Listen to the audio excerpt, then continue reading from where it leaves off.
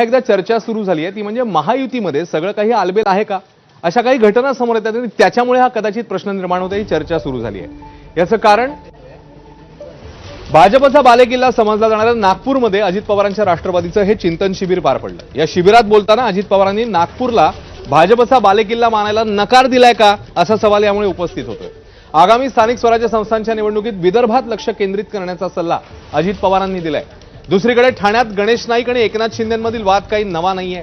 अशातच गणेश नाईकांच्या जनता दरबारावर आक्षेप घेत शिंदेंच्या शिवसेनेकडनं याचिका दाखल करण्यात आली आहे। मात्र याचिका दाखल केली तरी आक्षेप नाही, जनता दरबार घेणारच असा पलटवार भाजपच्या गणेश नाईक यांनी केलाय।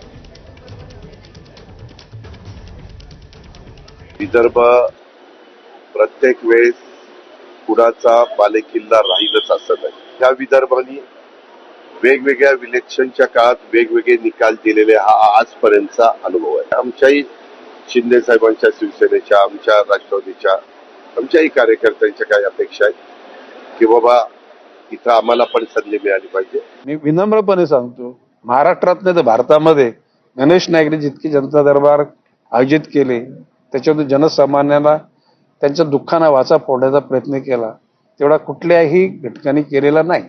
आणि हे निवडणुका झाल्या तरी सुद्धा जनता दरबार होत राहतील, निवडणुका हे येत राहतील, जात राहतील, परंतु जनसामान्यांचे प्रश्न सोडवण्यासाठी जनतेच्या दरबारामध्ये गणेश नाईक कायम राहणार आहे। आपण